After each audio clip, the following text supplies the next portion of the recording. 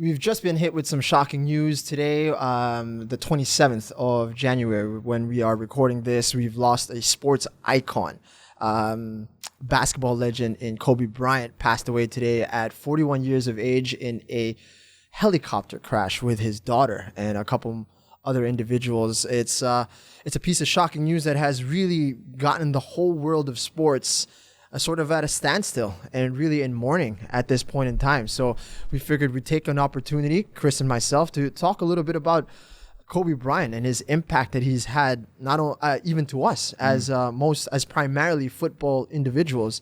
Man, Kobe Bryant, what a guy, a legend in all of sports. Yeah, unbelievably surprised with my reaction to it. I was in a chat group with some friends and they announced it, and I was really, really shocked and saddened when I received the news, because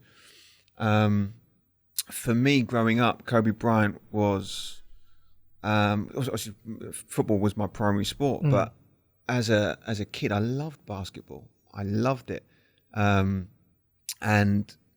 I was sort of, when I really first started getting into basketball around the sort of mid '90s, Michael Jordan was at the peak of his power. Chicago Bulls was still the number one team, but as I started to watch basketball more, it was really the emergence of the '96 draft class that really captured my imagination as a basketball fan. So, from that class, you had the likes of Allen Iverson, Ray Allen, Stephon Marbury, Steve Nash. Then obviously the headliner now was Kobe Bryant. So, just really, really shocked at hearing the passing of him and obviously his 13-year-old daughter, and wanted to pay homage to him really in this episode. It's crazy. I woke up today unusually early at like 4:00. I looked at my phone and I was like, this can't even be real. I was just looking at him tweeting about LeBron James passing his scoring record. Yeah, I saw that yesterday. Yeah. So I was like, he wasn't even on my radar. He's not normally on my feed, but I'd seen him and I was like, okay, that's pretty cool. How gracious of him to just be accepting of somebody who was past his record, and he was very supportive of LeBron James. And then I wake up this morning and it's, wow, he's gone at 41. And he's one of those individuals as well who was retired and seems to be more motivated than ever in this new chapter of his life. Definitely, He's turned into a storyteller. He's got a huge media company that he's got going on, and he seems to be one of those guys who's adjusted from being an athlete to the next chapter really, really well. Yeah. While utilizing that crazy Mamba mentality that he has, it's amazing that there's even that kind of legacy that he's left behind. Like there's a word, Mamba mentality, that is synonymous to Kobe Bryant and the kind of character that he brought into the court. Man, it's sad. Even for me, it's strange how I feel about it, given that I hated him. Yeah, you were saying off mic that you were, because I think a lot of people fall between two camps, right? You either love him or you hate him. Yeah. You're either pro Jordan or pro Kobe, and exactly. And normally you hate one or the other. But it seems like Kobe seems to have this. I don't know. I'm not really sure where it stems from, but there was a lot of sort of vitriol towards him as a player. Where was it from your perspective as a fan? He was always very cocky. And in fact, he was very confident, rather. I think that's the right word for it, right? He came out of high school when he entered the draft. Yep. And everybody was already talking about him being the next Michael Jordan. And I was like, who is this kid, right? Yeah. And you watch a couple games and he had some shockers, like air balls all day. But it never kind of affected his confidence within himself. And I was like, who is this guy? Talks such a big game, but I just watch you throw 5 air balls in this game. And eventually it started to show what it was that he was so confident about. He had a game and he had this mentality that was unbreakable, which it turns out is massive. Yeah. At that level. It's like, it doesn't matter how good you are, but if you break in the tough moments, it doesn't matter. Like, it doesn't matter how good you are. And Kobe really shone through in his career of 18 years or how many years he played. 5 NBA championships. He's MVP. He's been all NBA, all defensive team, all of that.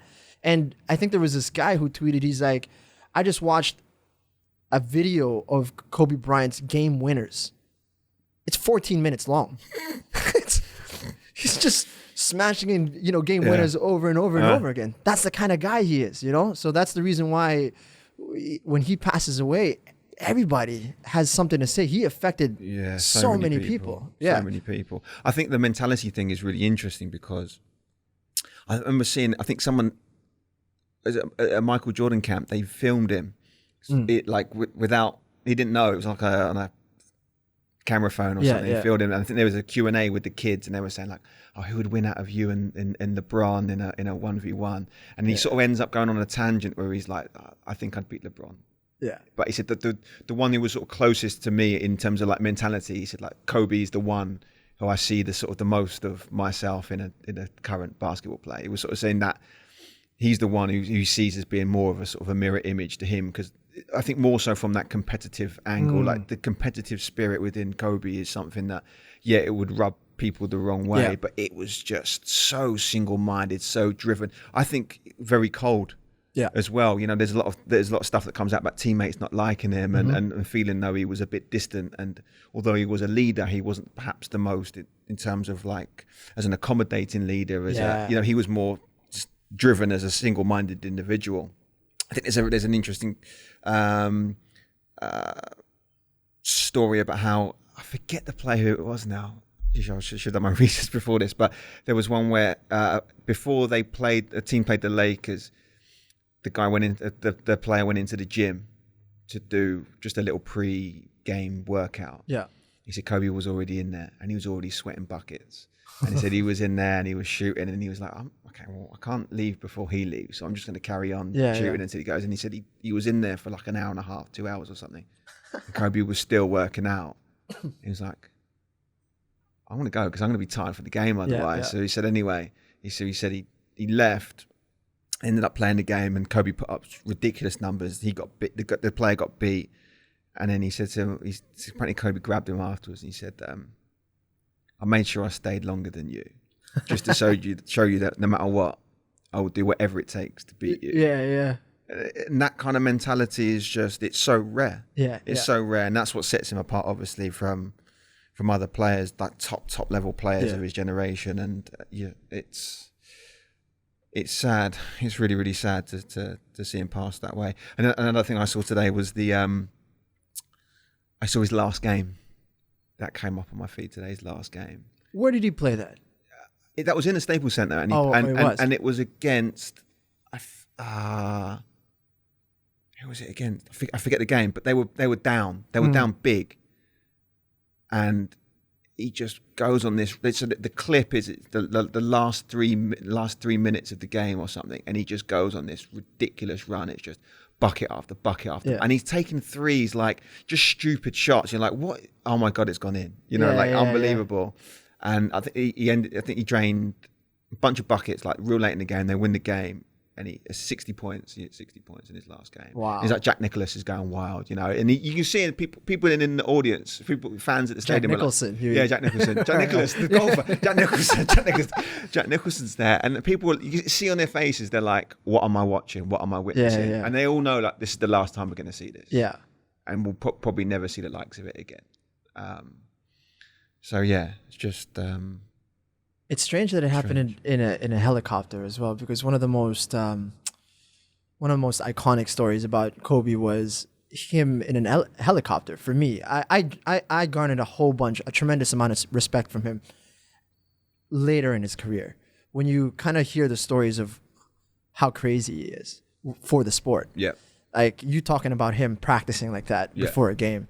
There was one where his hand was broken, where he couldn't shoot with his right. He was starting to shoot with his left hand for a little while. Yeah. He was taking free throws with his left hand. Like, how outrageous is that, right?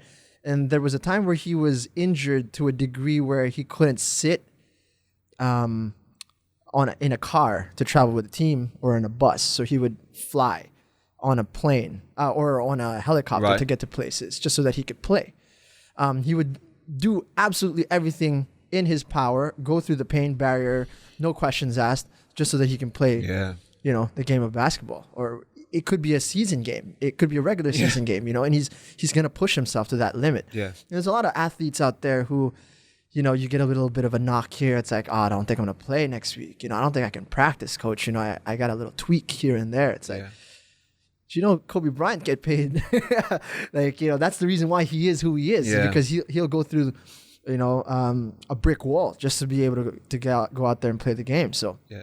man, there's a lot of people who can pick up that, you know, that motivation from watching Kobe Bryant in the way he was, you know? Yeah. I mean, I like what you said earlier about he's such a iconic figure. Like, I remember it must have been, 95 was the year that I started high school in the UK. And we had a basketball team when we were introduced to basketball. And I remember so in England at the time, we had 4 channels, you had four stations. It's not like it is today when you've got 200 or 300 or whatever stations, and there's, you know, basketball channels all day long showing the games. So Channel 4, one of the 4 networks, they bought the rights to the league. So I would wake up on Saturday morning and they would have the highlights from the previous week's basketball. So I got really, really into it. And obviously around that sort of time, you start watching it religiously. Obviously that those groups of players we mentioned from that 96 draft class, they were coming to the fore. And I remember the first sort of pair of basketball shoes that I ever. So I went out and bought a pair of actual basketball shoes, which is quite rare. I know I just wear like normal running shoes or whatever to go and play basketball in. But I went out and bought a pair of basketball shoes, and they were the blue and white Adidas Kobe's. So this is like even before like Nike picked them up. So I had like these Adidas ones, and they had like this sort of like a zigzag pattern on it. And I was like, oh my God, I'm going to go to the NBA. Like that was, I honestly thought at one point, I shared a video on my social media the other day. It was like me playing basketball when I must have been 14. I don't know what I was thinking, because there must have been about 3 baskets in the whole game. Yeah. You know what I mean? Like the game, it was like the score was like 6-4 or something stupid like that. But I can remember going out and buying those shoes, and like you said, he's so iconic, not just in the basketball sense. In, you know, he said his mentality is the basketball academy which came here. So he had that. You said he won an Oscar, didn't he? For Dear Basketball. For Dear Basketball, we got the production company. Yeah. So he's one of those rare breed of athletes that just cross over every single sector, he touches every aspect of your life, whether you realize it or not. And and I was one of those as a kid who bought into that. His ethos is what he represented, what he stood for. And for him, obviously, only until last year, right? The year before last that he retired. It's, to have that level of longevity and have that that impact over such a broad span of time, just incredible. And his memory will live on forever in those YouTube clips, in those highlight reels. 41 years. That was it. That's what Kobe gave us, and some stars, I suppose they shine really, really brightly, and they fizzle out quicker than the rest. But damn, man, that impact that he had in those 41 years for individuals, it takes, a long time to figure out what kind of impact you want to leave the world, or what impact you can leave the world. There's no question. There's no question whatsoever. That it will live on for many, many years, for generations. We'll tell our kids about this guy, Kobe Bryant. You know what I mean? So, rest in peace to one of the greatest, to ever play the game, and a sportsman in general. Yeah. And that mindset will always be something that will live on and will be carried to the future. So hats off to you, sir. Yeah. Rest in peace. Thank you for all your contribution to the world of sports, Kobe Bryant. So there you go. That was just a little bit of a tribute here on Across the Line for one of the greatest, and actually started in the game of football himself. Grew up in Italy with his dad. So, there was a little bit of a thread there that links us, and he was a spectator that always enjoyed the game of football as well. So Kobe Bryant, rest in peace, 41 years of age well spent on this earth. And we hope you guys enjoyed this episode. If you guys enjoy the football content that we provide on the show, please do subscribe and rate and review on YouTube, Spotify, and on Apple Podcasts. And we'll catch you on the next episode of Across the Line.